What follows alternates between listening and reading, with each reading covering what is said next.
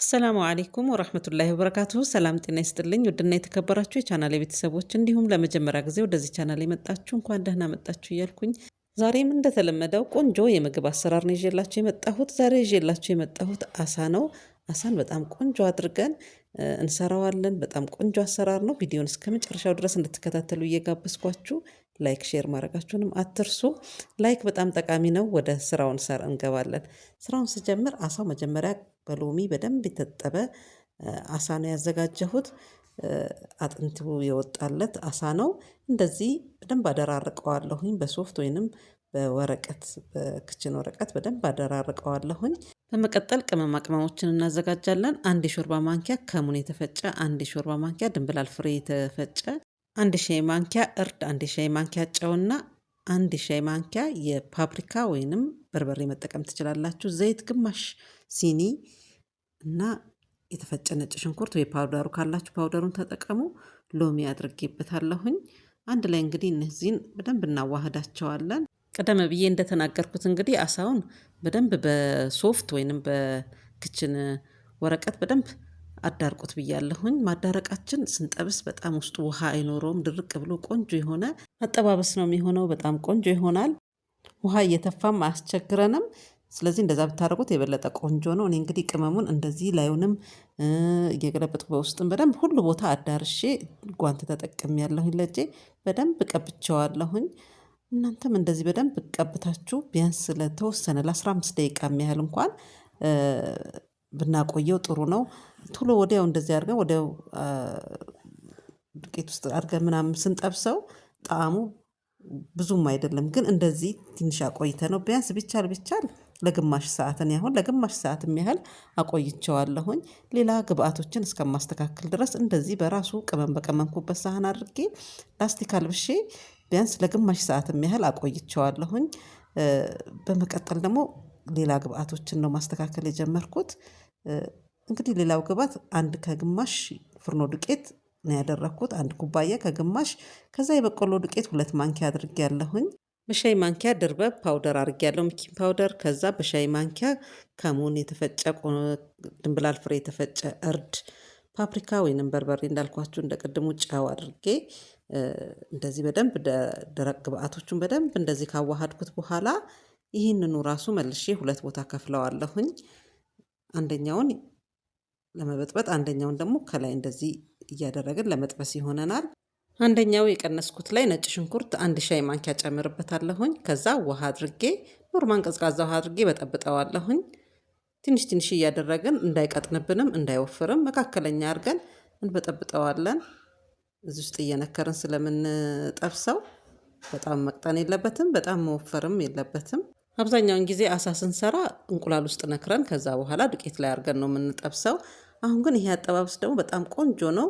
ለዚህ ነው ወደ እናንተ ላካፍላችሁ የወደድኩት። በጣም ምርጥ ስለሆነ ለእናንተ ላካፍላችሁ ወደድኩኝ። የሊጡ መጠን እንግዲህ የዚህን ያህል ሲሆን ይበቃዋል። ከዛ እዚኛው ላይ ደግሞ አንደኛው ግማሹ ዱቄት ላይ ደግሞ የደረቀ ዳቦ የተፈጨ ጨምሬበታለሁኝ። ቤት ውስጥ ያዘጋጀሁት ነው እኔ የደረቀ ዳቦ በሚተርፍ ሰዓት ቁጭ አድርገን ነው ፀሐይ ላይ አድርገን ማድረቅ እንችላለን። አለበለዛ ኦቨን ውስጥ ከተን ለተወሰነ ደቂቃ አድርገን አውጥተን መፍጨት እንችላለን። እንግዲህ 5 ማንኪያ ነው ዳቦ የጨመርኩት ደረቅ ዳቦ። ከዛ ያው ያዘጋጀሁትን አሳ መጀመሪያ እዛ የበጠበጥኩት ሊጥ ውስጥ እየከተትኩኝ ከዛ ሳህኑ ስላልተመቸኝ ሰፋ ባለ ሳህን ላይ ቀይሬዋለሁኝ።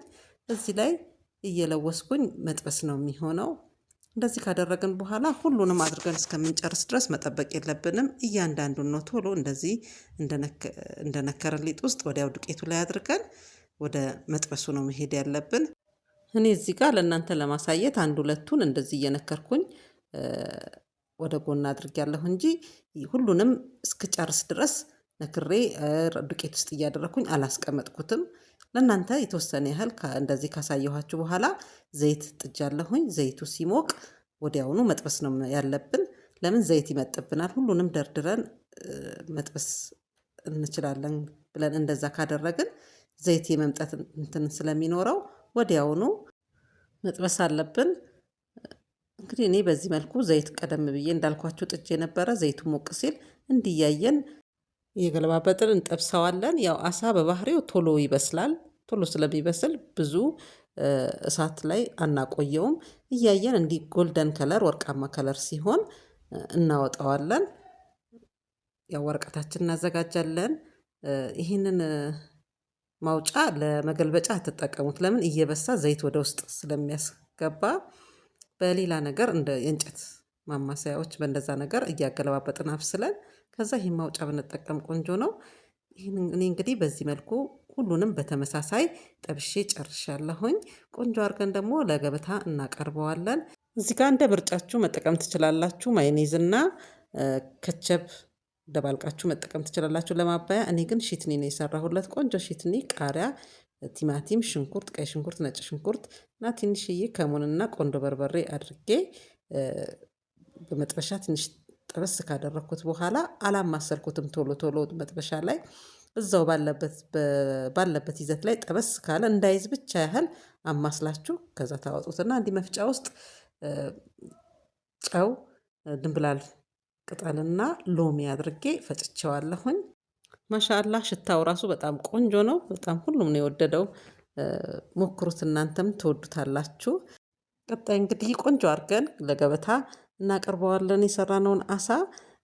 እኔ በዚህ መልኩ አቅርቤዋለሁኝ። ሩዝም ነጭ ሩዝ ቀቅዬ ነበር፣ ሰላጣም አድርጌ ነበር ከጎን አድርጌ ያለሁኝ። እናንተ እንግዲህ እንደ ምርጫችሁ በብራውን ሩዝ እንዲሁም ደግሞ በአጥሪያ በሩዝ ሰርታችሁን በዛም ብታቀርቡት ቆንጆ ነው። ይህን ይመስላል እንግዲህ ተመልካቾቼ የዛሬ ስራዬን ከወደዳችሁት ላይክ፣ ሼር ማድረጋችሁን አትርሱ። እንዲሁም ደግሞ ኮሜንታችሁን አስቀምጡልኝ። አዳዲሶች ደግሞ ለመጀመሪያ ጊዜ ወደዚህ ቻናል የመጣችሁ ሰብስክራይብ በማድረግ ቤተሰብ ሁኑ። ጥሩ ጥሩ ነገሮችን እንማማርበታለን። ሰብስክራይብ ስታደርጉ ኦል የምትለዋንና የደውሏን ምልክት በመጫን ሁሌ አዳዲስ ቪዲዮ በምለቅበት ሰዓት ወደ እናንተ እንዲደርስ ይረዳል። አብራችሁኝ ስለነበራችሁ ከልብ እያመሰገንኩኝ በቀጣይ ቪዲዮ በቀጣይ ስራ እስከምንገናኝ ድረስ ሰላም ሁኑልኝ።